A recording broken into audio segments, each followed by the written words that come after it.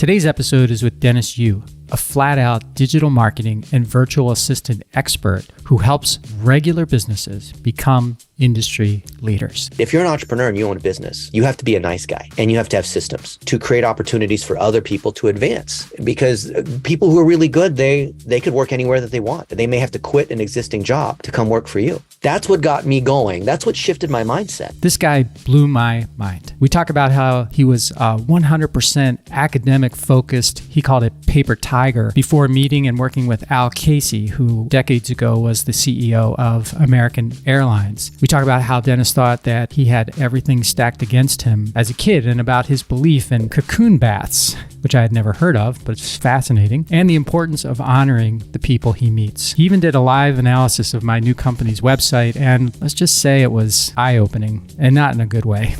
We got a lot of work to do there, but I feel good about the opportunity. You can't help but be inspired by Dennis. I hope you are. I hope you love the episode. Enjoy.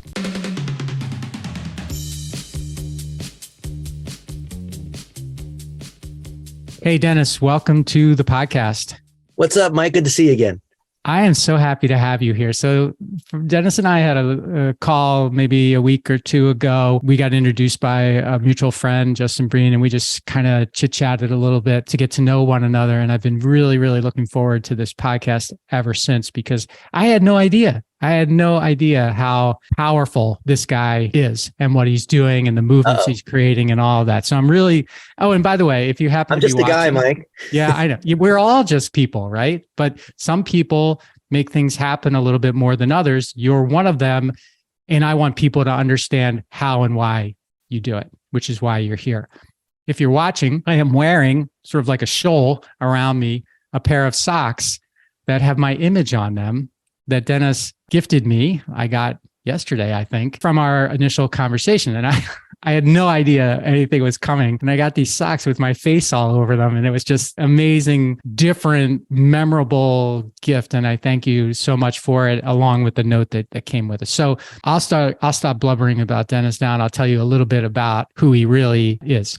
So Dennis Yu is the CEO of Blitz Media and the co-author of the #1 best-selling book on Amazon in social media called The Definitive Guide to TikTok Ads. He has spent $1 billion, that's B billion, on Facebook ads across his agencies and agencies he advises. He is the million jobs guy on a mission to create 1 million jobs via hands-on social media training, partnering with universities and professional organizations. He's been quoted in major publications and on TV. He's been everywhere: CNN, Wall Street Journal, Washington Post, NPR, LA Times. His clients have included big names like Nike, Red Bull, Golden State Warriors, Ashley Furniture, Quiznos. But here's what I really like. He is committed to bringing good marketing resources and good marketing strategy to real life, everyday businesses, bricks and mortar businesses, service businesses, the kind of businesses that typically they're not very skilled at that. So I love that he's bringing it down. This guy doesn't need to do that. But anyway, he's spoken at over 750 conferences in 20 countries. For the last 30 years, he's been all over the world training up young adults and business owners. And here's the thing: as long as your organization has a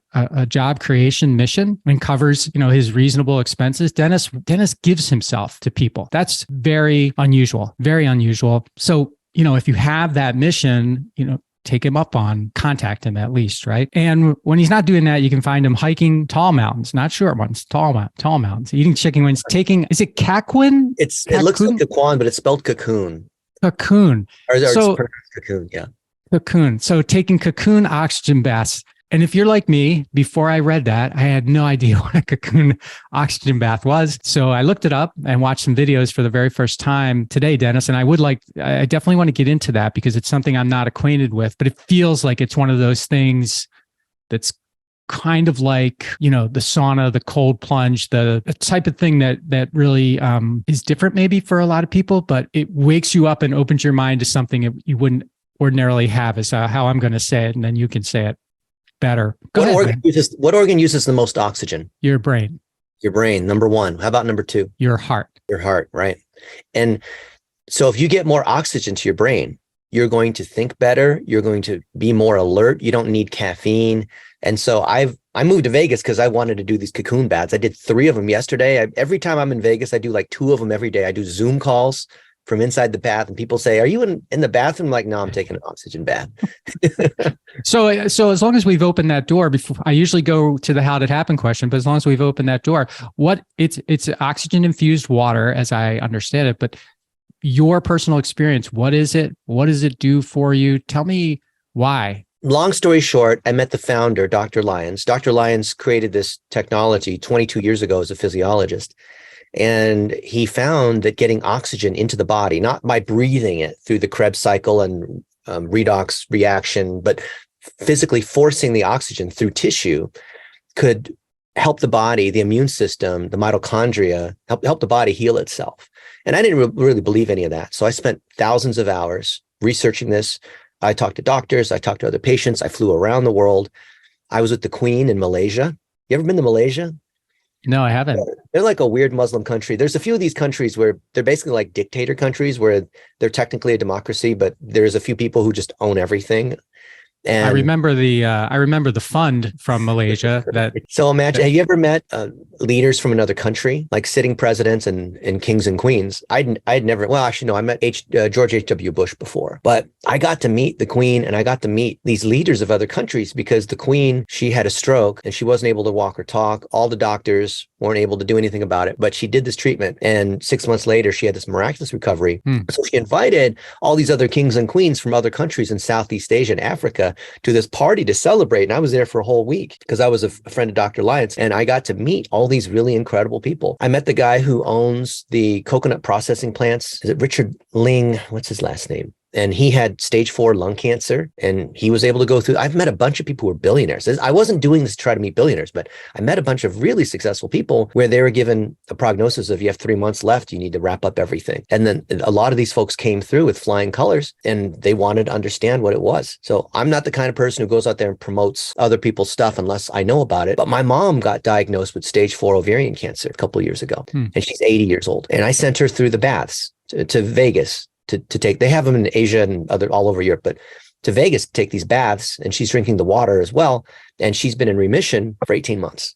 So I make no money on this. I have no ownership. I spend 6 figures just sending my friends to these baths. I ship water to my friends. In fact, Mike, I'm going to ship you some of this oxygen water, drink 1 bottle a day. And I think that, if you're a busy entrepreneur and you're tired, you want every advantage you can get. So take the cold plunge, do your liposomal vitamin C, do your, gene expression, epigenetic testing, do all the things that you do, but try to get more oxygen in your system too. So describe the experience. You mentioned the tub and you mentioned the water, but how long are you in there? What are you doing? What's it like? So the protocol is they give you your own room, because I was thinking, we should just have a party, like a hot tub, and all of us can get in there. Like, no, don't do that, because when you're in there and the toxins are coming out of your body, because when your immune system's stronger, all sorts of nasty things will come out of your body. You don't want to be in the same water as your friend. So you get your own tub for 50 minutes and you just sit there. It's like a jacuzzi. It's not a float tank. It's not, cryotherapy or one of those. It's not, Kangen, pH alkaline water.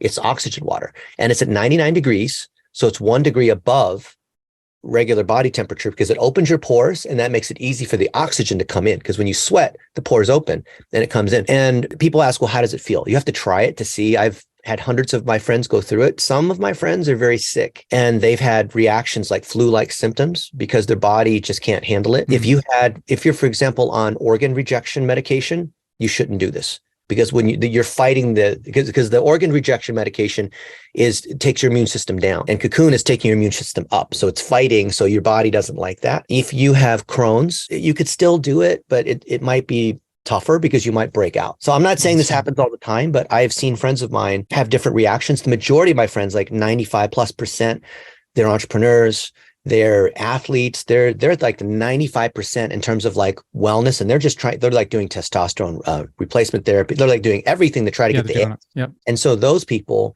when they emerge from the bath, they feel energized, because 2 things are happening. One is that when your mitochondria are getting more oxygen, your immune system starts to work and starts flushing out the toxins. So your body gets tired slightly because your body's going to work flushing out toxins. But because you have the extra oxygen, your brain, your focus, Like, this is what I do before I get on a Zoom call. This is what I do before I speak. This is what I do before I have an important negotiation, is I'll drink a ton of this water, right? Because have you ever been to an oxygen bar?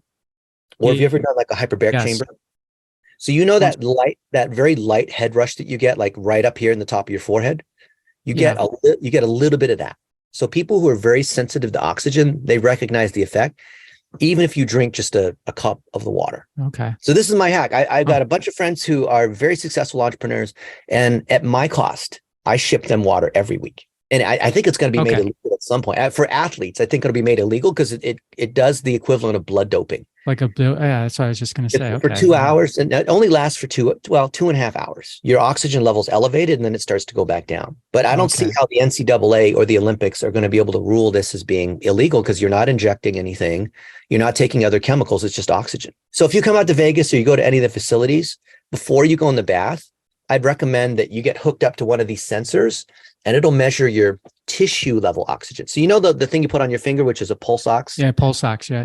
That's your blood level oxygen. But if you measure your tissue level oxygen, instead of being like a 95, it might be like a 32.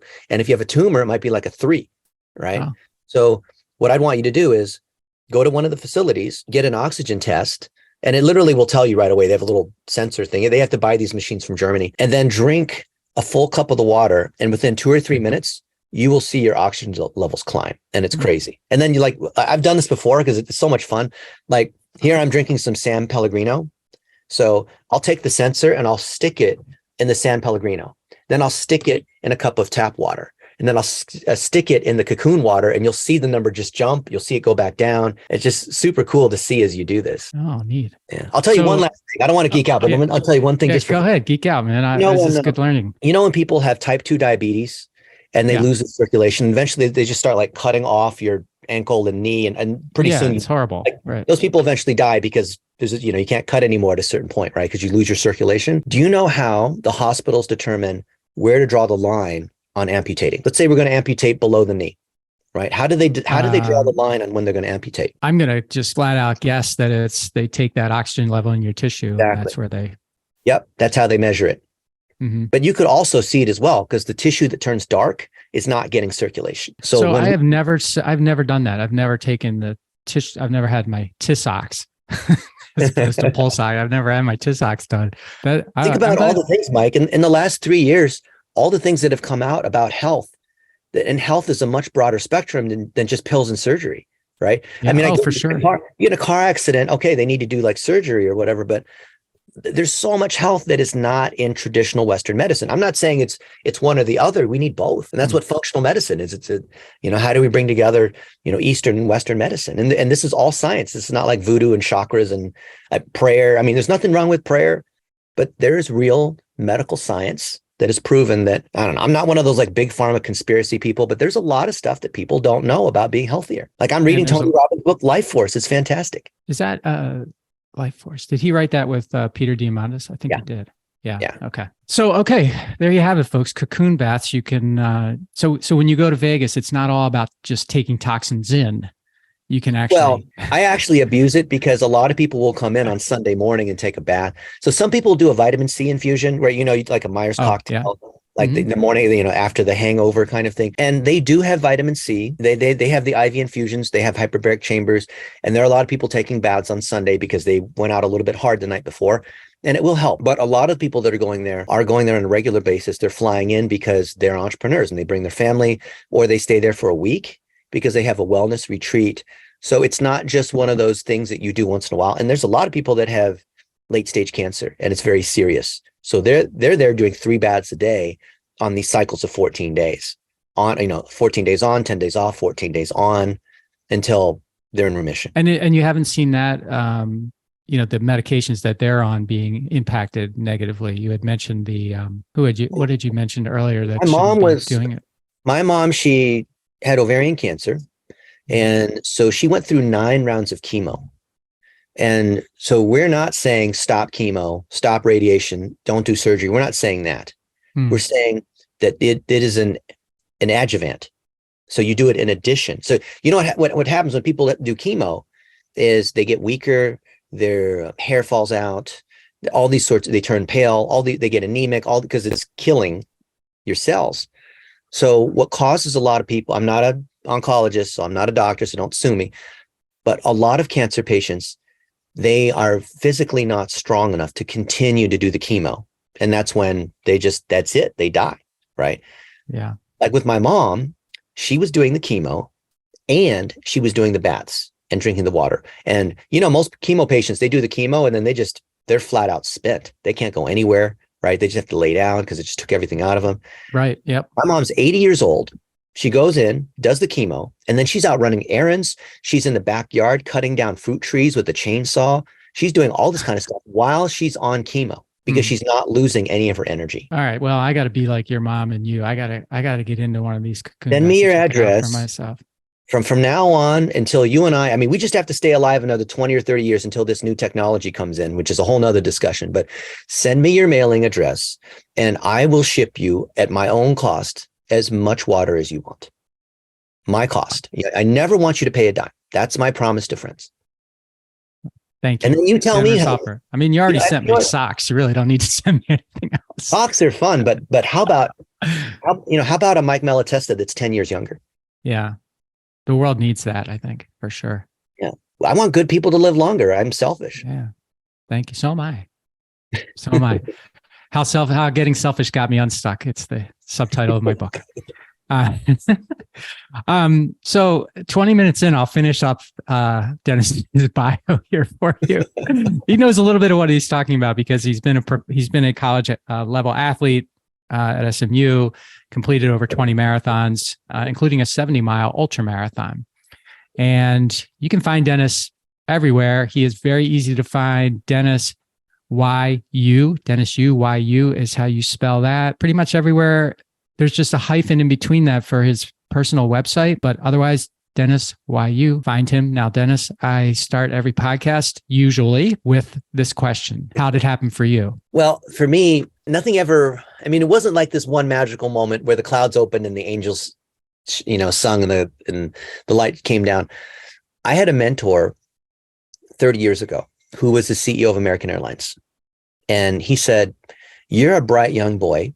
Your smile is so good, you could probably sell toothpaste, but you don't understand about how to build relationships and how to scale businesses and how to operate." Because I was one of those Asian kids that I had a near perfect SAT. I was good at math. I did all these things, but I didn't have basic interpersonal skills. I was what was called a paper tiger. Have you heard of that? I've heard the term. Yeah. Someone who's really good at turning in papers and doing tests, but when it comes to the real world, they just don't know how to relate. They don't know how to behave at a dinner, for example, right? And so Al Casey, who is the CEO that put in place Bob Crandall, who was probably the most notorious CEO of all time, he taught me about how he scaled multiple businesses. He scaled American Airlines back in the C.R. Smith days to what it is today. And he was the postmaster general. So he had 200,000 employees driving around mail carts and things like that. He ran the Resolution Trust. He had a bunch of businesses that had over 100,000 employees. And I remember asking him one time. So actually, I was at lunch. It was Al Casey, Dick Hayen, who's the chairman of Allstate Insurance, and me. We were at lunch, and I said, and Dick Hayen, running Allstate Insurance. There are also 100,000 employees as well. Like, what is it about that? How does someone like that get to the very top versus just be like a manager or regional director? And so I said, how do you get to the very top like that? And I put my hands like this in a pyramid, and he took my hands and he flipped them and he said, "Son, I sit at the bottom. I'm a servant leader. The 200,000 employees I have and their family members. So if you count all that, that's like 1 million something people. All of them depend upon me for their livelihood, to make the right decision, when to raise the price of the stamp by a penny." And so when you're a servant leader and you're an entrepreneur, for example, then, it's like the whole, like the leaders eat last thing. If you're an asshole, people are not going to want to join your team. Hey, everybody, just a quick pause here to let you know how much I appreciate that you've made time for my podcast. If you're not already a subscriber, please become one today. Leave a review and tell a friend. Now, let's get back to the show. I had this mindset. And the reason why they told this to me was I said, well, in order for me to ascend the corporate ladder, because I was going to go to Goldman Sachs, right? And just because on my mom's side, there's a lot of my family members are, investment banking. And I thought it'd be this ruthless thing like you see in the movies where people are constantly trying to like beat other people out to advance and do cutthroat kinds of things. And they said, no. And these are two of the most successful people ever in the world of business. They said, no, no, no. I know in the movies and in management and corporate America, that's the idea. But if you're an entrepreneur and you own a business, you have to be a nice guy and you have to have systems to create opportunities for other people to advance.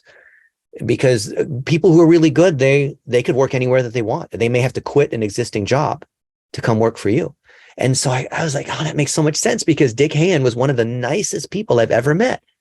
And I thought, how can this guy who's so nice be the chairman of Allstate Insurance?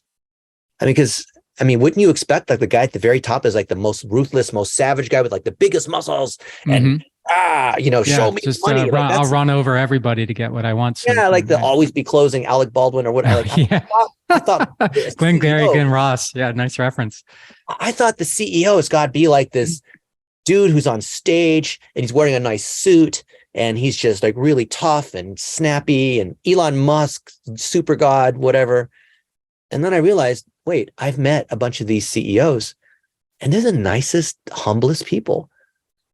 10 minutes ago or 20 minutes ago, I was with Daryl Isaacs. Daryl Isaacs has done a couple $2 billion as a personal injury attorney. He's the nicest guy on the planet. So anyway, that's what got me going. That's what shifted my mindset. And then I thought, wait a minute. So my growth happens only when I help other people first, which I know for like you is something you already know instinctively because you grew your trash business and sold it because you took care of other people. And that's how they did good work for you, customer service, right? But I didn't know that. I was just this Chinese mathematician kind of guy. I didn't understand the aspect of human personality and behavior and relationships. So I was doing things like tutoring. I was known as like the guy, if you had a calculus exam tomorrow, when I was at SMU undergrad, I was known as the guy that you go to. Like Dennis is the guy. Like if you got a paper due tomorrow, Dennis is the guy. But I was just one guy. I mean, I charged $500 for a couple hours because I was good. But I'm like, how do I scale that? There's so many other people that need help. And I had a friend, John Jonas, who started onlinejobs.ph in the Philippines. And since then, he's grown that to be the world's largest site for virtual assistants. There's 2 million VAs on that site. And a couple other friends of mine, they started this site called Fiverr. And Fiverr is where 6.5 million people doing all sorts of random tasks. And I started doing training for Fiverr, for onlinejobs.ph. I started working at Yahoo just over 20 years ago. And I was training. This whole thing was around, in order for us to grow, Yahoo is a search engine.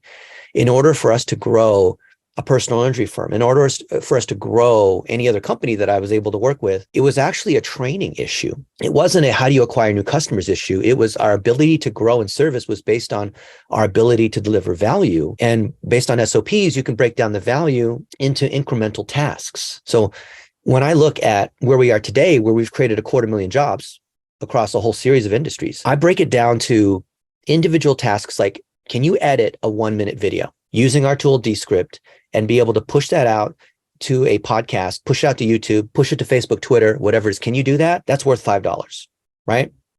So let's say this podcast, how'd it happen? And let's say it's an hour-long podcast. A VA could take this and transcribe it and clean up the sound and put in a bumper and add these different effects and pull out the highlights and write an article from it and create other kinds of content from that. And that's worth $5, right? So the more content we can process, for example, the more value we're creating, and therefore the more money we can make. So Mike, I had this wrong-headed idea 30 years ago that, because I want to be a millionaire, right? And because I'm a millionaire, I can buy a Ferrari or whatever it is, Lamborghini, that's what they want today. But then I didn't realize, wait a minute, the way I create value, the way I get value for me is, so if I want to be a millionaire, I've got to create $100 million of value. If I want to be a billionaire, I've got to create $100 billion of value. So where can I create value? For example, I know how to run Facebook ads. I know how to build websites. I know how to do whatever. Can I package it up and then turn it into training that other people in the Philippines, Pakistan, Kosovo, India, and a few other places where we have these relationships with the universities and the countries where we can train those people up and they can do mini versions of what I do just for $5 a pop, right? Because if you have me edit this podcast, I wouldn't even do it, but I would charge you $10,000 to do that because it's, an hour or two of my time. I'm not going to do that for $5, but someone else who goes through our training, they can do that and they can make $5. You know how much life-changing money is in Pakistan per month? How much money you have to make per month? Life-changing money. How much? Less than 100. Well, they're making 80 to 100, but in order Okay. to live, I mean, I'm not saying like live like a king, but to be able to have a good middle class income, maybe have a servant, be able to take care of a family, $500 a month. 500. $500 a month is $3 an hour. So what we've been guaranteeing, and this has been working really well, and I hope to scale it even further in other countries, is these virtual assistants, these people in, I won't call them third world countries, developing countries. If they can go through our training, get qualified, we guarantee them a job at $3 an hour. And then us as American business owners, we have doctors, lawyers, real estate agents, garage door repair people, mortgage brokers, dentists that want to hire someone from our program to be able to build their website or make them rank better on Google or do their social media or process their podcast or transcribe their thing into a book or like whatever it is. So now we have this thing we call the 1,000 task library. And it's 1,000 tasks where each task should take about 15 minutes. And that means the task is worth about $1. So we can pay $1 per micro task and we can sell that task for a couple dollars. So we are able to make money and create jobs. It's kind of like what Uber's done for cars, but we're doing it for marketing. Okay. So let me get into a couple of things here and then get right back to that, because you set the stage really well. First of all, I want to go back to Al and American Airlines. You came out of SMU, I'm assuming, directly into that job, or was there another place you stopped first? I went to the London School of Economics and I got a master's degree. Okay. Yeah. And where did you grow up, Dennis? I don't think I've asked you that. LA, but I was born in Dayton, Ohio. So I'm Dayton, Asian, Ohio. but I'm an American just like everyone else. You're a Midwesterner. Look at you. Yeah. So when you, so you, out of graduate school, you got a job at American Airlines, and you happened to, as part of this job, you happen to be close to Al, is what you said, right? And this whole thing about not, being good with relationships, being a paper tiger, was that just because you actually mentioned it, or related it to, not having good dinner manners or not knowing, how to eat? Were you aware of that? I guess were you aware of that? I had complete ignorance. I had Dunning-Kruger. I mean, I knew. So what I thought. So when I was 6, I didn't speak English, and I was made fun of by all these other kids. You can imagine how mean these kids were. And I was put in the class for the retarded children because they thought I was retarded. And I just thought, I'm kind of mad at these other kids for making fun of me because I know I'm not stupid. Mm-hmm. But I'm also kind of jealous because all of them are hanging out and they're playing dodgeball during recess and I'm sitting by myself. And they seem like they're having fun and they're trading cookies at lunch and I'm just a loser. And I thought, you know what, these people, maybe it's because they're American and it's because I'm Chinese and they'll never accept me because I have slanty eyes. Or maybe it's because they have charisma, and charisma is something that you're born with. And I just don't have it, just like if you're tall or not tall, like, you weren't born tall. So, okay. So I just thought like being able to relate to other people, being able to speak on stage, being able to communicate clearly was something you either had it or you didn't. Okay. So you basically convinced yourself that you didn't have it and perhaps didn't need it. Yeah. I thought, you know what? Screw these people. They're watching TV and having a good time and talking about what happened on Friends or whatever the thing is. I'm busy in the library reading books because I'm getting ahead of them. I'm gaining more knowledge. And me as a 14-year-old, I figure I actually had this thought multiple times. This is how crazy I was. But just imagine like if you were me like 30 some years ago. And I thought, I can't imagine there's another 14-year-old that has studied as many books and done as many math problems as me, because there physically wouldn't have been any more time. I had no friends. I just spent time in the library. I was studying. I was doing calculus when I was 8 years old. I just wanted to get so far ahead while these other kids were having fun and watching TV and, going to the football game. I did nothing. I had no entertainment. I thought, you know what? Those people are just wasting time. I'm getting ahead. I'm just going to keep accumulating more knowledge, and I'm going to blow them out of the water on test scores. In fact, that was when I decided, like in 6th grade or so, because people made fun of me for not speaking English, and I was a loser and I was an introvert too, which made it worse. And I was a little chubby, so no one wanted to hang out with me. I wasn't cool in any way. My parents bought clothes from Kmart that didn't fit me. They were on the discount aisle, but I like everything stacked against me. But I said, you know what? Screw these kids. I'm going to speak English better than them. And so I studied the English dictionary, the Oxford unabridged dictionary, for a couple hours every day. And I studied and studied. And I eventually made it to the Scripps Howard National Spelling Bee in Washington, D.C. And I represented California in 1988 in the spelling bee. Wow. It's my way of like, Huh. I'm going to show you guys I can speak English. You know, how dare you make fun of me? I'm going to speak English better than all you guys. And do you remember what word you didn't win it? So what word I did didn't you win win? it. I went to the quarterfinals and it was Synodont. That was the word I got out on. Synodont. Yeah. Is it SY? No. And the minute you misspell, you're out. Yeah. Yeah, it's a dinosaur tooth. So it's CYNODONT. And I missed it. I just missed the T because I was thinking like a mastodon. So I spelled it Synodon. And I just missed the Okay. T. Yeah, but there's That's so so much funny because I had it spelled right except for the C. I knew it was a C or an S, but I guessed wrong. Darn But it. imagine that you're a kid, you're in eighth grade, you're there, it's this huge auditorium, and off on the side here, like glaring at you, are all these lights, and there's 50 TV Oh my cameras. gosh. The pressure, right? And you know, like one goof up and you're out. Yeah. And you know, like and each time you're wearing a placard around your thing with your number and the where you're from.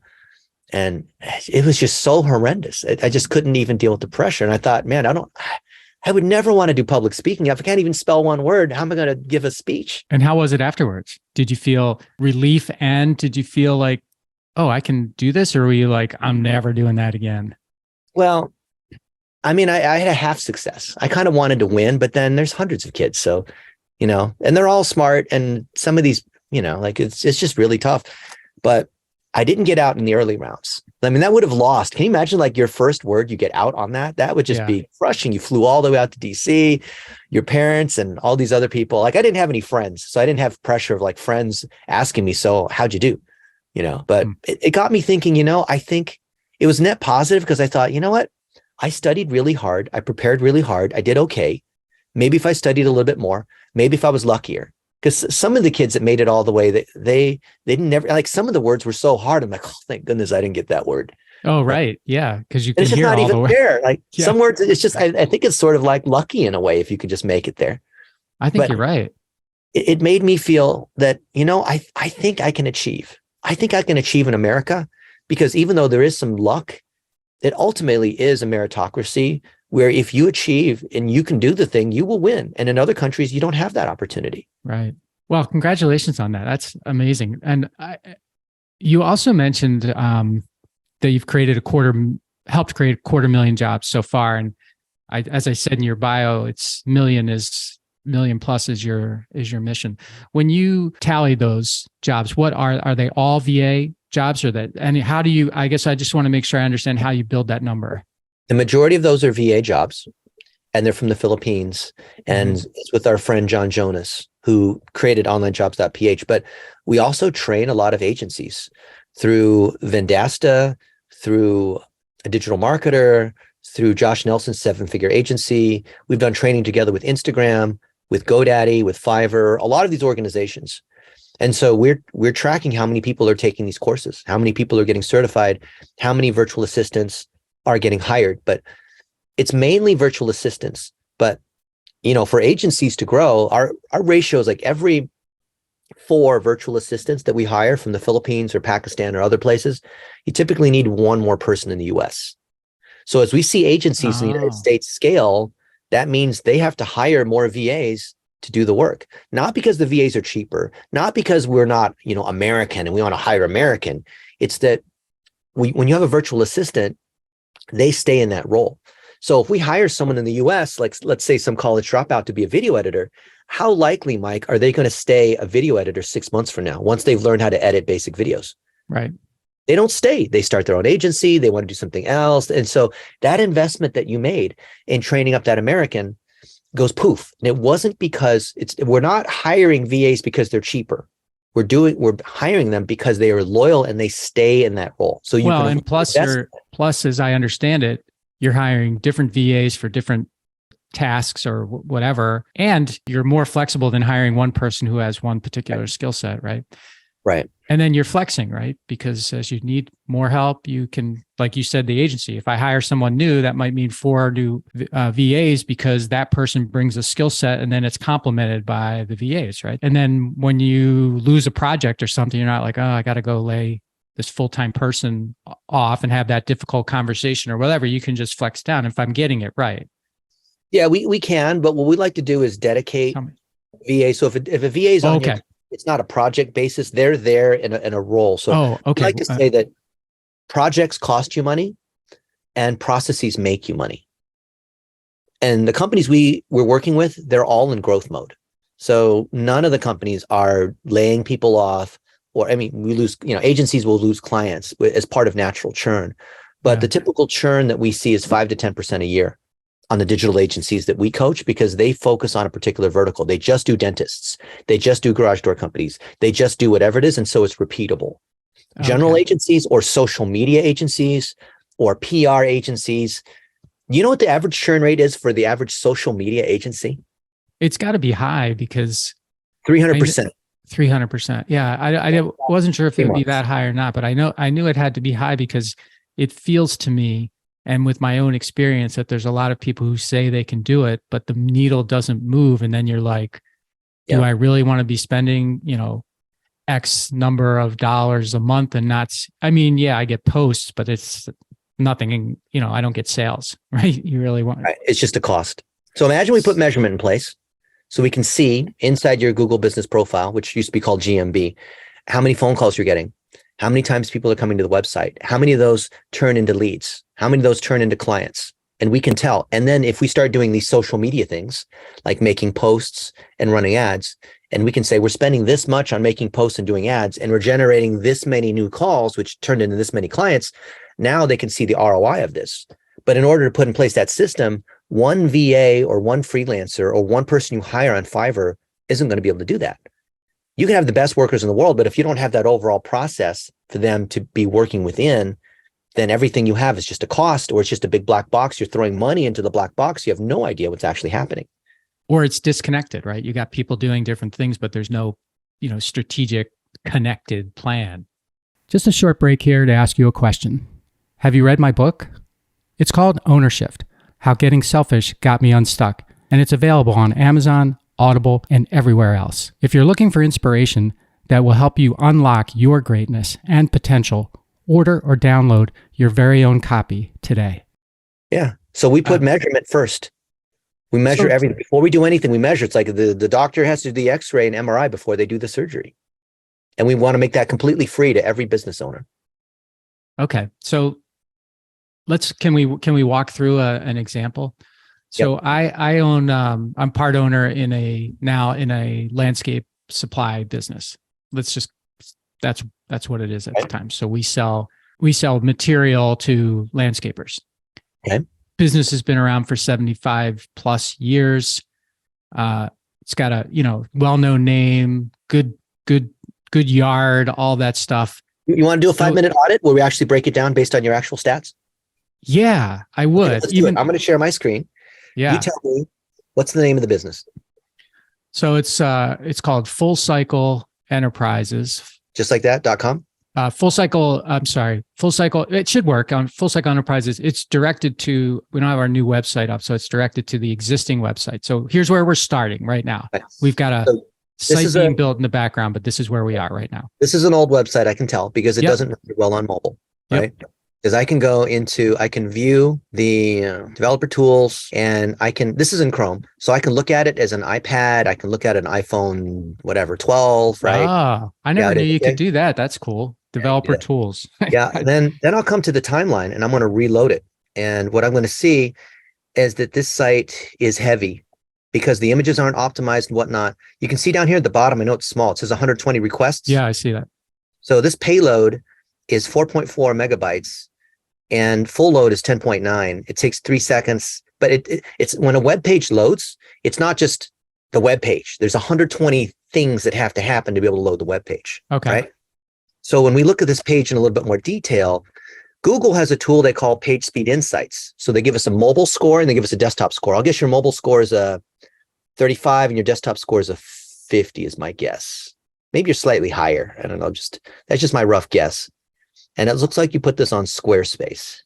It was, yes. So Google's going to give us a score, and this is not my score. This is Google's score. So if you want to rank in Google, you have to go by Google's score. And all the people that build websites want to argue with me about this, but here's what it is. Okay, you actually scored a 19 on mobile, and they tell us why, right?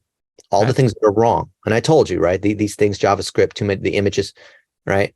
And you Yep. can see the timeline of the load. Desktop, I'm going to guess you're slightly higher, 76. Okay. Okay.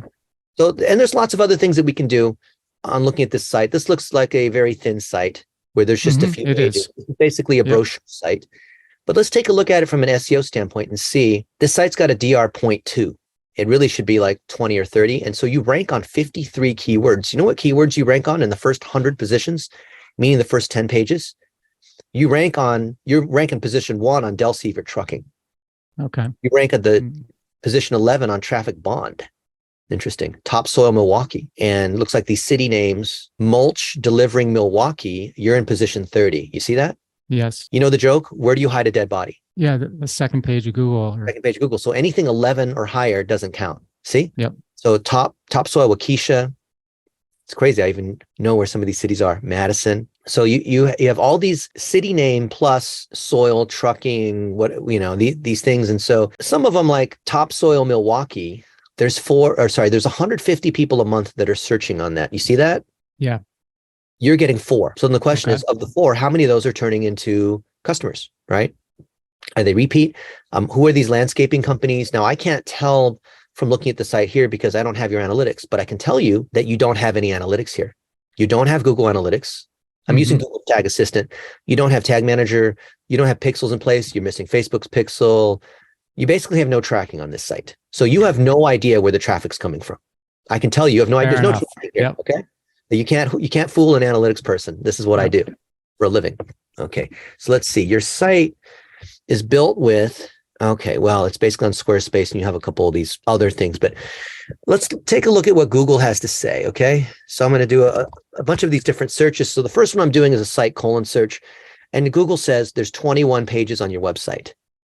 And here they are. And so you have almost nothing on your website, which even though technically you have a blogging platform called Squarespace. We recommend WordPress for many reasons. Yeah. Our new one is in WordPress. Good. So, you know. There's no, I'm going to say something harsh, Mike. Go for it. There's no reason really for Google to send anyone to your website because it doesn't have any of the trust. It doesn't have much content.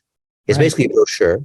So like, let's say you have these stone products, okay? Limestone chips and all these different things, clear limestone. I don't know anything about this, but okay, this is different kinds of like dirt and sand and gravel, okay? So, okay, well, let's say I'm looking for 1/2-inch limestone chips. Well, there's no information about it. All you have is this picture and everything's off of this one page. So what Google's looking for is if someone's searching for limestone chips, Waukesha, Wisconsin, then there should be a page talking about what this is. And there's just nothing. Gotcha. It's all on one page. It needs to be broken out. And it needs to say more stuff about you, more stuff about your customers. And so the chicken and egg is because you don't have content here. When I look at the links that you have these 248 links that come from 16 domains. Your site has a DR 0.2, which is 0. 0.2. Yeah, right. And so that's like a voting mechanism. It's the amount of juice that's being passed between different sites. Your juice is so low because you don't have high authority and local sites that are linking to you. All the sites that you have linking to you are all directory pages that are no follows. Yep. These are directories.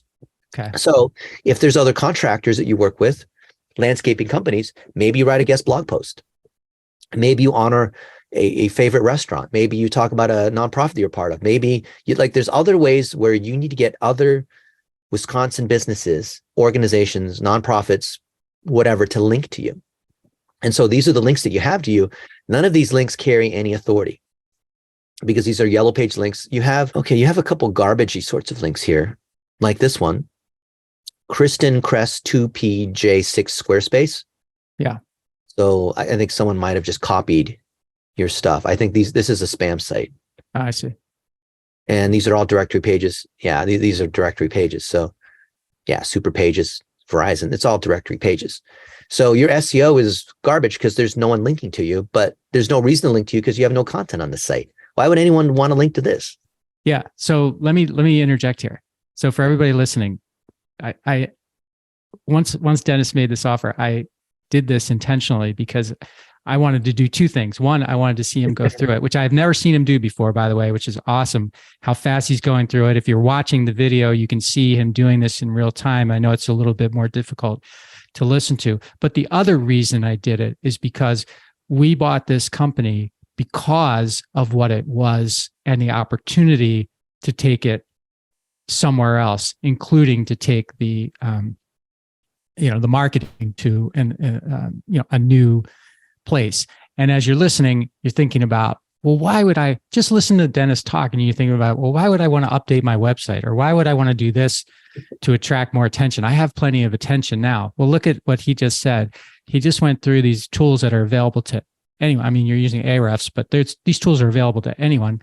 Yeah. And now, of course, you have to know how to use them. But the point is, in 5 minutes, he basically did a complete analysis of our existing website and said, this is the opportunity. He didn't say that, but this is the opportunity. You have nothing. You have no traffic. Google's not factual. Sending you anything. Yeah, it's factual, and it supports what I was saying, is that that's the opportunity in this business, or at least one of them, right? Get noticed. And here are the things, like I'm imagining, go through your program, you're going to get connected with people who are able to optimize that site or help you optimize that site. Am I thinking along the right terms there? Exactly right. So what's the difference between a witch doctor versus a modern hospital? The witch doctor is, using Ouija boards and voodoo dolls and all that, and just making recommendations, not based on any sort of measurement. Here, when you come into the emergency room and you say, Dennis, I have chest pains. Can you give me some heart surgery? Right. Well, we're going to first scan everything. And well, it turns out, Mike, actually, you just have heartburn. So we're not going to do heart surgery. Okay. Right. You got to scan everything. And so in the world of modern marketing, there's so much data, so many tools that we need to scan. And then we'll find particular things with your site, with your business, that need to be fixed. And we're only going to fix the things that are for your site. You would never want to take someone else's medication, right? Or have someone else's surgery. And a lot of people think, well, it's because Dennis has access to these magic tools. Do you think surgeons at, Harvard Medical can buy scalpels that we can't buy? I can go to Amazon.com and buy all the same scalpels, all the same, fancy chefs that cook up whatever it is. Like I can buy the same. You can buy the pots and pans. You can buy all the stuff they use. Yeah. It is in the skill and the process of whoever's using it. So we've done thousands of these audits. We have a whole course on how to, so all I was doing just now, you've never seen it before. I was literally going through our checklist of what we do when we audit a website. Then we will find certain things that are wrong and they're easy to fix. Then it's like, you know what? I'm going to convert my site from Squarespace to WordPress.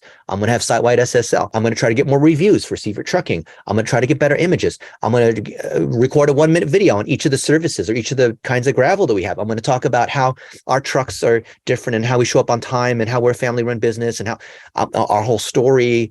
I'm going to do all these different kinds of things. And then when everyone's following the process, the business owner and the VAs or the marketing staff, we repeat the measurement again. And we look inside the Google Analytics and we see how many visits are we getting? Are we ranking better on keywords? How many more calls are we getting that are turning into more jobs and we're selling more gravel now, right? So we can measure, we can repeat the same thing again. And that way there's no need to hope and pray. There's no need for someone to be magic. It's not like, oh, we need Dennis because Dennis is magical. If Dennis is here, like, no, I'm freaking using the recipe for chocolate chip cookies. And I'm sure, Mike, if you had the same ingredients and you had the same oven and knife and whatever mixing thing, you could make the same chocolate chip cookies, right? If you follow the recipe, right?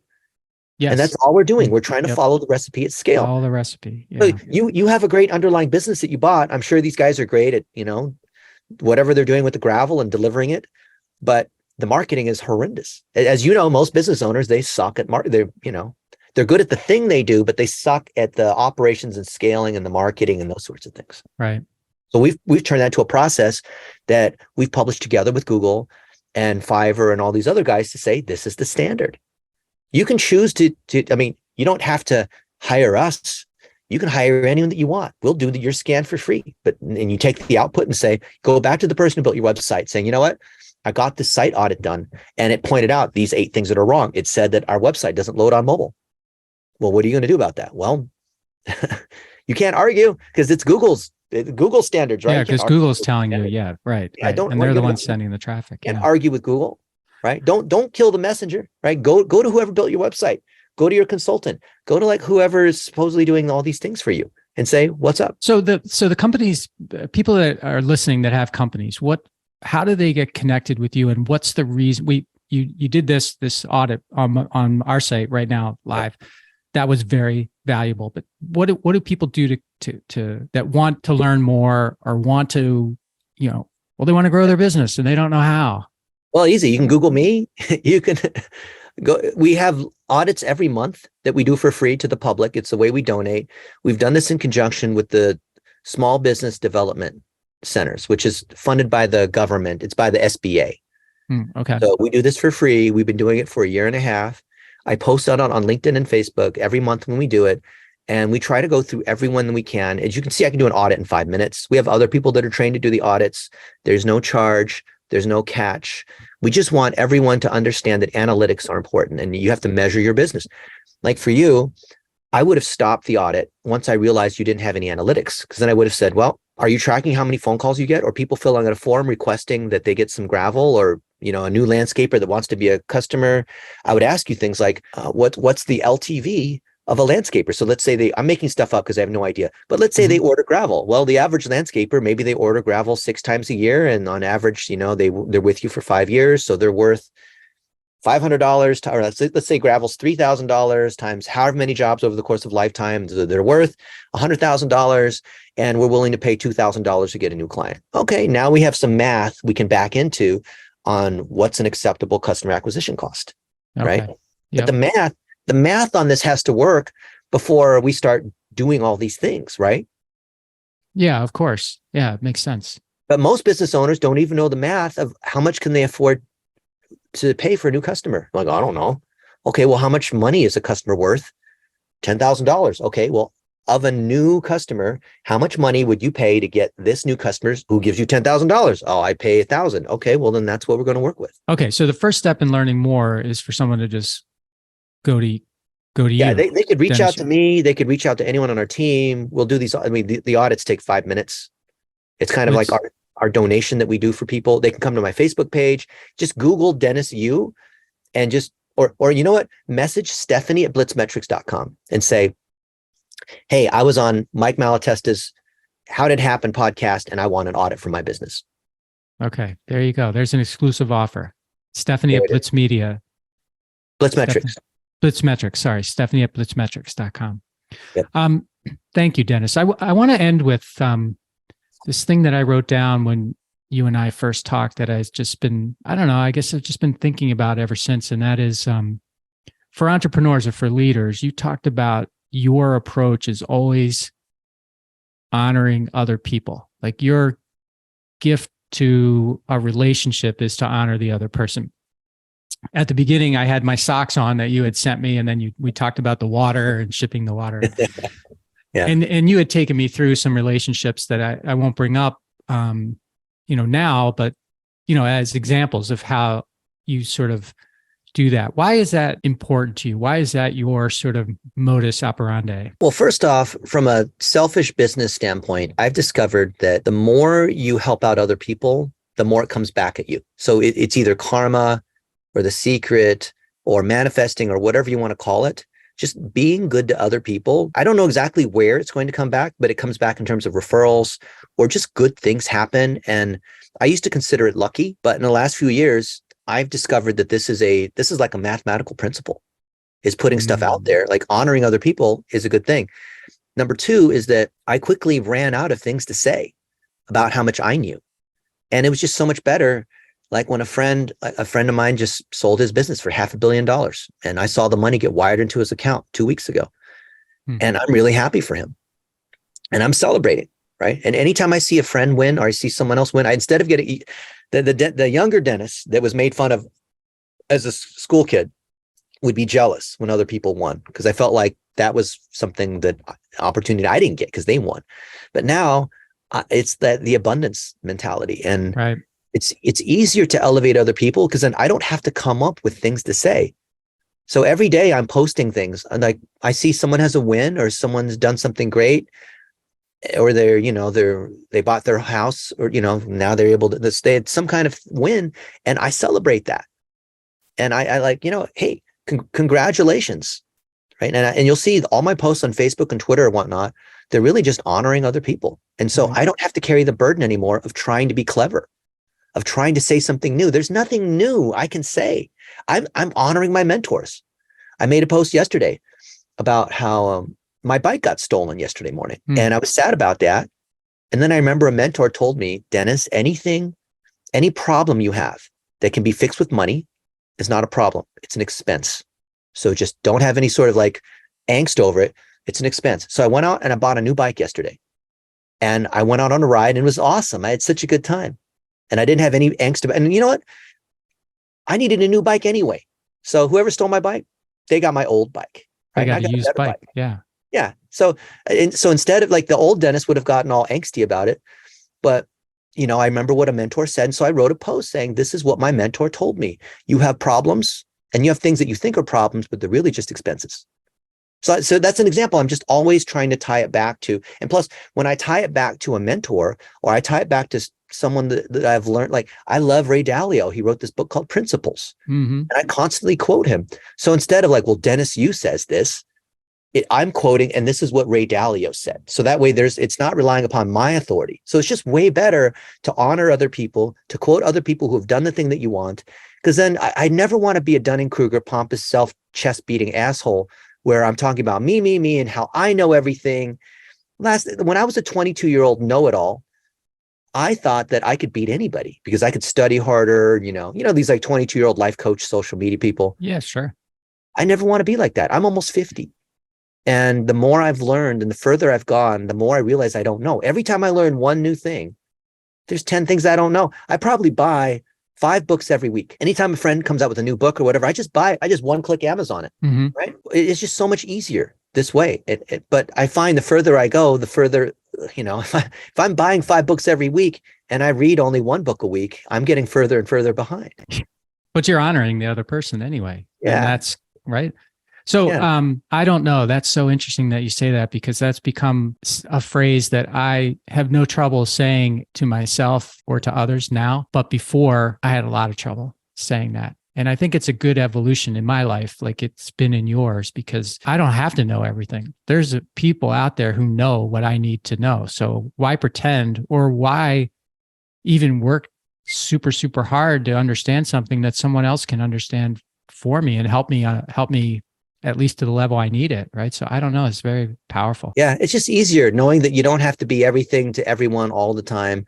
A lot of people think, oh, Dennis is like so knowledgeable. I'm one of the most ignorant people on the planet. But if I have a question about, how to read a ECG, I know the top doctors that can do that. I know some of the top cardiologists on the planet. And if I have a question about email marketing, I know who to go to. If I have a question about whatever, like I know who I can call and they will answer the phone.